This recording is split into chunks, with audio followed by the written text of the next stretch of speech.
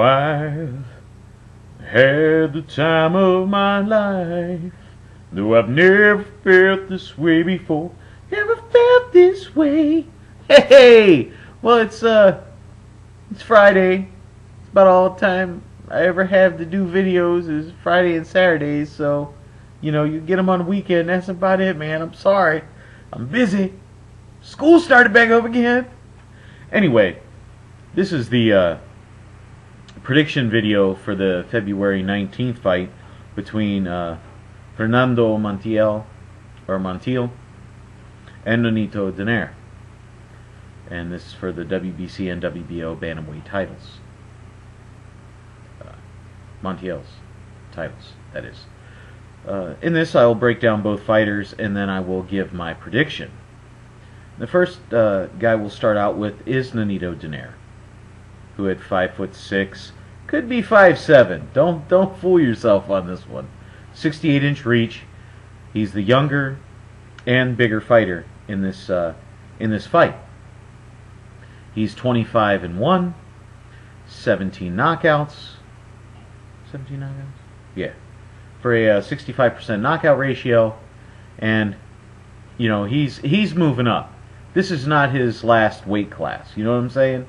He's bigger, and I could see him at the 126, where he's gonna really face some serious competition once he gets up that high. This fight is at 118. His record against fighters that are over 115 pounds isn't as great as you'd think. He's 10-0, so that's pretty great. You know what I'm saying? And but he's only got 6 knockouts out of those, so his knockout ratio drops a little bit once he starts fighting the bigger fighters. And the best fighters that he's fought there were, Sidrenko and Concepcion. Now, Sidrenko was champ, and he knocked him out, and Concepcion went the distance with him. So, when you start thinking about that, these fighters tend to be able to absorb his punches a little more because they're naturally a little bit bigger, and it's harder to knock out those guys, just stepping them in class. Montiel isn't one of those guys. He's only 5'4". Anyway, nothing against people that are 5'4". I know a lot of people that are shorter, little people, and they're very cool. So, Anyway, Sidrenko was not a puncher. He had 7 knockouts in his 22 wins. And 6 of those came in his first 12 fights. So he had 15 fights in total, where he had 1 knockout. So there's no fear there, and you can get away with a lot of things. Concepcion, he was at about a 40% knockout ratio, and he got completely murdered by Montiel. And Marquez, very good power, but he's a blown up 112 weight pounder, going in and fighting that fight. So those are some of the more recent fights that Donaire has had. He's won them convincingly, but 2 of the guys were stepping up in weight to fight him. One of the guys was really untested in Sidrenko, and Concepcion was blown out of the water by Montiel. So the opponents he's fighting really not the best of the best, if you know what I'm saying, for those divisions. He's got good power, and he is fast. Now, they call him Filipino Flash. I don't think he's as fast as Pacquiao, but that's my personal opinion. But he's got good speed. He is he's a switch fighter. He can fight southpaw, and he can fight right-handed. And because of that, I'm doing something that I've never done before, and I'm actually going to split up both of his fighting styles, because theoretically he could fight left-handed for half the fight. So how does he favor doing the left hand, and how does he go during the right hand? Going in on his left side, he's got, as I said, he's still a counterpuncher, and he has good timing. But he's open to the right when he switches to the southpaw. He's not big on movement. He drops the left when he throws the right. And again, this is in the southpaw stance. So as he is standing there and he's fighting, as he pops out that jab, that right jab, the left hand drops every time, and he pulls it back. He tends to lean forward a little bit more. He's not good on his feet, doesn't really do angles well, and when he backs up, when he backs up to get out of the way, he does not go off to the sides. It's more straight back, and he tends to drop his hands a little bit. He's not freakishly active for a bantamweight. In the Concepcion fight, I believe it was, he only threw 483 punches, and if you do the math on that, do it quick, go ahead. That only comes up to what? Huh? What was it? What? It only comes up to about 40 punches a round. And for these guys, 55 to 60 would be normal. They do have high knockout ratios, so maybe they're more of the bangers in the division. He's involved with Victor Conti, so you kind of got to wonder a little bit about that. Says Andre Ward. Just throwing that out there. Ward suffered a recent injury. Anyway, so anything with Victor Conti is not going to be looked at very, very well. They say they get all their supplements from GNC, but I don't know what GNC they shop at, if you feel me, As I said, he's got a good uppercut when he's in this position. He's got a good uppercut from either side, but he is open when he throws this punch. He relies on his power way too much when he's in the left hand, when he's fighting southpaw. Now, when he switches over back to right hand, he's a completely different fighter. His left hook is more powerful than his right hook. In fact, it is the most powerful punch that he has in his arsenal. The left hand shines when he switches over to right-handed. The jab has more power, the hook has more power. He throws his right hand better than he throws his left hand when he's in the southpaw stance. It tends to be more of a looping left hand instead of straight. He can still throw straight, but it's not. It's not as straight, He can throw, he fights better overall. Everything that he does, the combinations, the movement, you see more head movement now, whereas fighting left-handed, he's more stoic. Fighting right-handed, he's up higher, he's fighting bigger, he fights his size.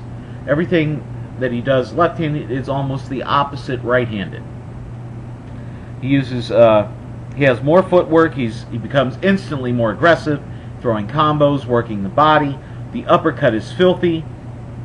From here, he's still open for the right hand,